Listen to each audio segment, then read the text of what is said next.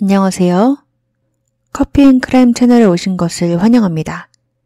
이야기에 앞서서 사건에 등장한 등장인물들의 사진이 궁금하시다면 네이버 블로그에 커피앤크라임을 검색하셔서 제 블로그를 확인해보세요.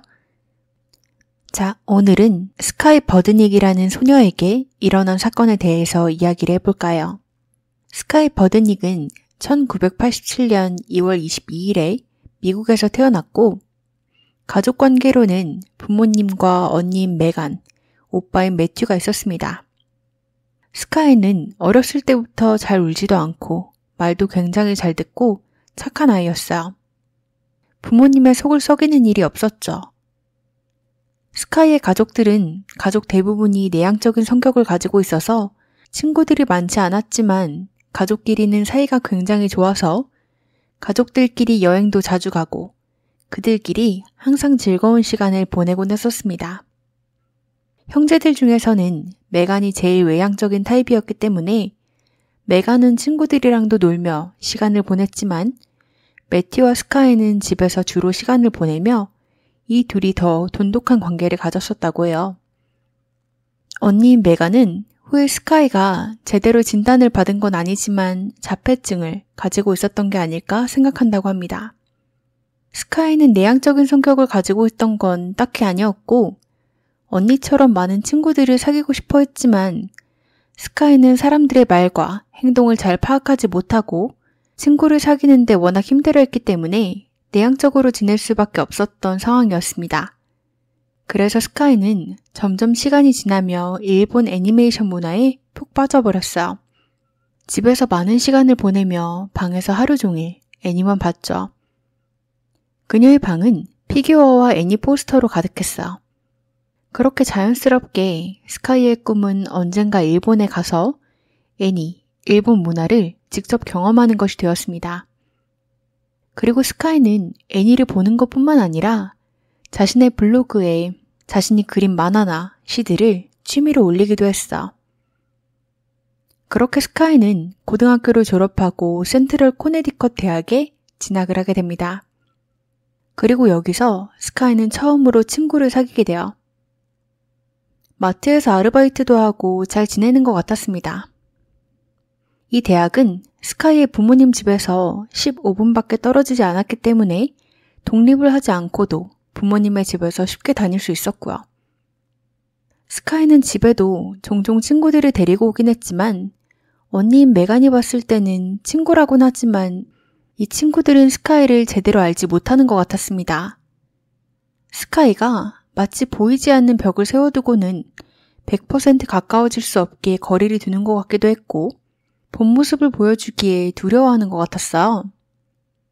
이렇게 종종 친구들을 집에 데려오긴 했지만 스카이는 여전히 혼자 지내는 시간이 훨씬 더 많았고 혼자 드라이브를 다닌다거나 하면서 보내는 시간이 더 많았습니다. 평생을 친구가 없이 자라왔기에 혼자가 더 편한가 보다 생각을 했어요. 대학을 진학하고 1, 2년쯤 지난 시기부터 스카이의 블로그 포스팅은 점점 주제들이 어두워지기 시작했습니다. 처음에는 유쾌한 만화, 시들로 가득했지만 시간이 지날수록 자기 혐오라든지 죽음, 일터에 대한 불만, 인간관계 혐오 등등 어두운 주제들을 주로 다루기 시작했어요.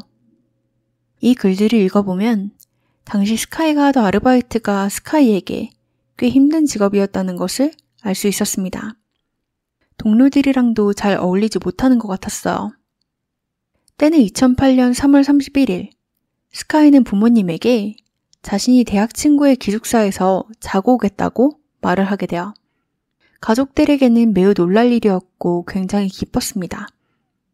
드디어 사람들이랑 제대로 잘 지내기 시작한 것 같아서 행복했고 부모님은 바로 흔쾌히 승낙하며 친구들이랑 즐겁게 놀고 오라고 스카이를 보내주게 돼요. 다음 날인 4월 1일, 언니인 메간은 알바를 하던 중 갑자기 가슴 쪽에 극심한 고통을 느꼈고 어지러워서 쓰러질 것 같았어.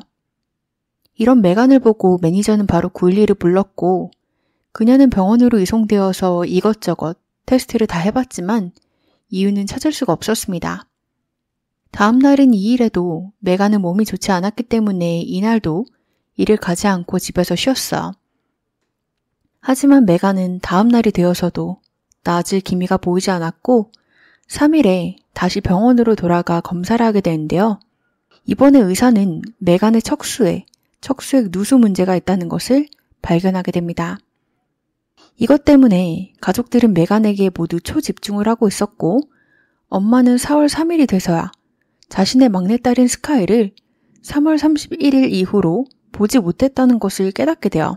스카이는 당시에 휴대폰도 없었기 때문에 연락할 방법도 없었습니다. 가족들은 걱정이 되었지만 스카이는 어렸을 때부터 사고도 친 적이 없고 착한 아이였으니까 휴대폰이 없어서 연락을 못한 것이고 친구들이랑 재밌게 시간을 보내느라 집에 오지 않은 것이겠지 생각을 하고 넘기게 됩니다.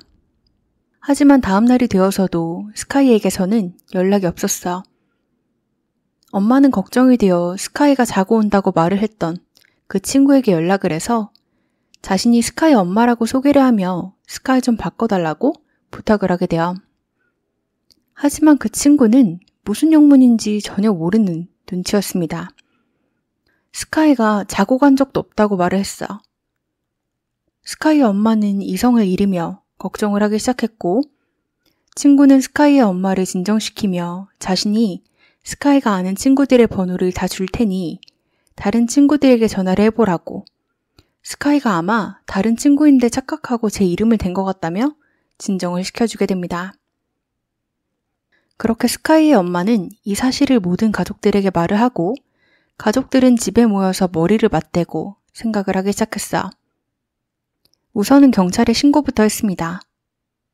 그리고 이야기를 나누던 중 매튜는 사실 스카이가 자신의 컴퓨터를 이용해서 스카이의 이메일 계정에 로그인을 해서 종종 이메일을 체크하곤 했다는 걸 기억해냈고 컴퓨터를 켰습니다. 정말 다행히도 스카이의 이메일은 아직 로그인이 되어 있었어. 그런데 이 이메일함에서 가족들은 스카이가 4월 1일 일본으로 가는 편도 비행기표를 샀다는 것을 확인하게 됩니다. 가족들은 전혀 아는 바가 없었어요. 스카이다운 행동도 아니었습니다.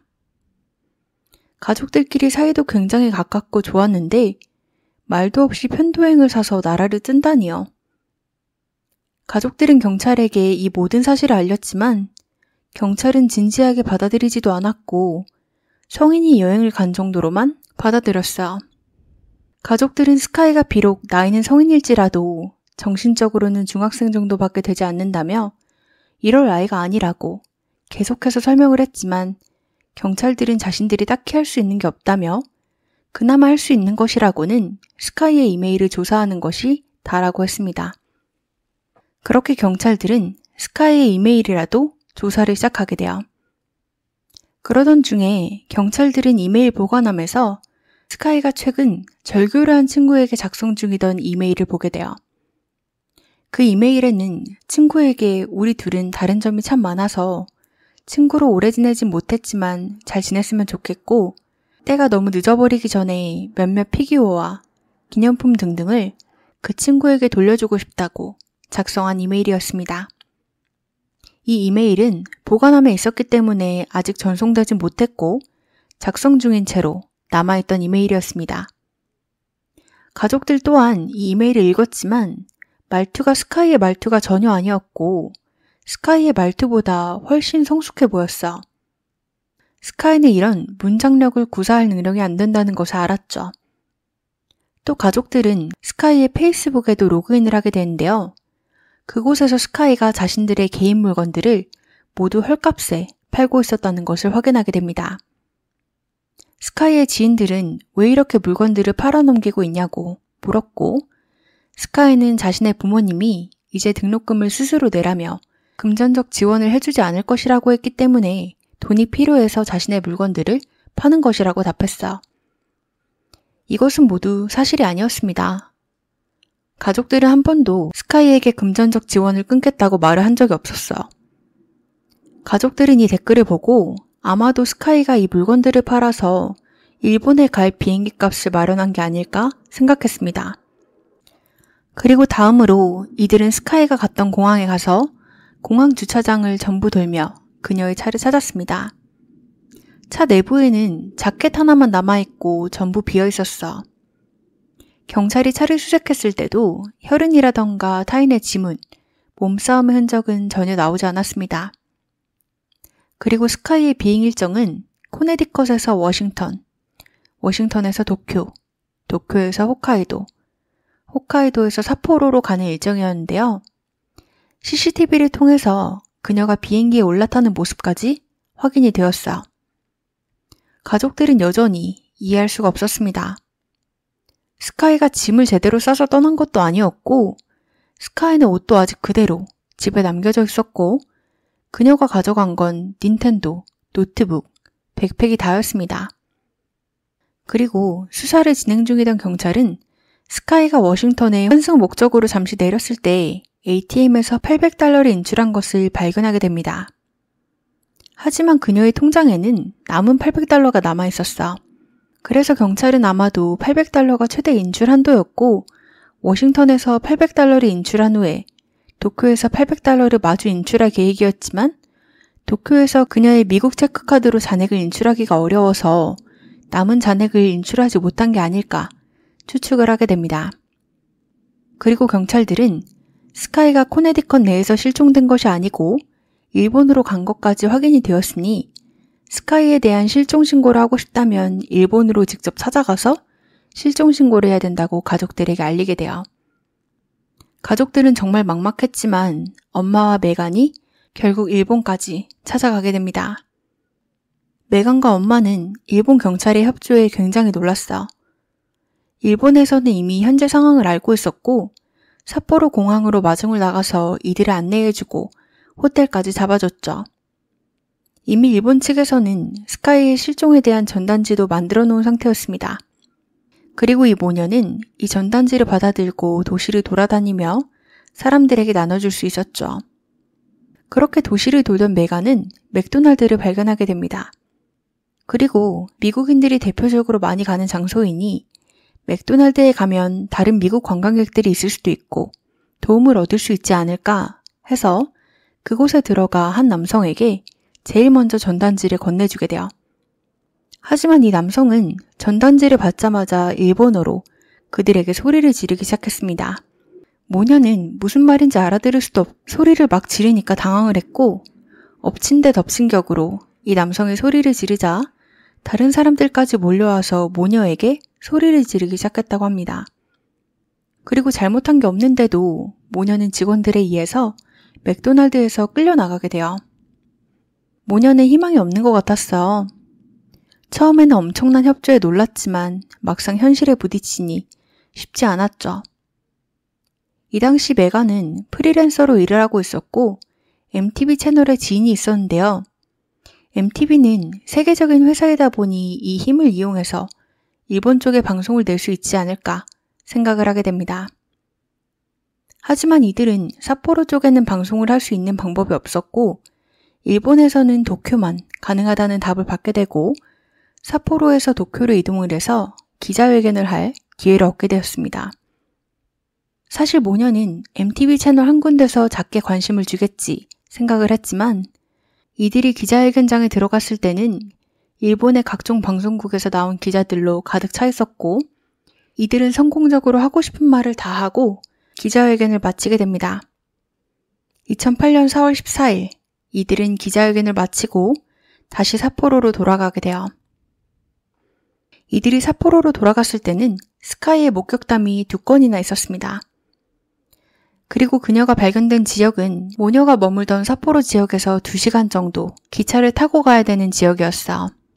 그리고 그녀를 목격한 사람들은 스카이를 숙소에 데려다주던 택시기사랑 숙소 카운터에서 일을 하던 직원이었습니다. 모녀는 즉시 이 지역으로 이동해서 숙소에서 일하던 사람들이랑 대화를 했죠. 숙소에서 일하던 사람들 모두들 스카이를 아는 눈치였어요. 그리고 모두들 스카이가 정말 행복해 보였던 것으로 기억했죠.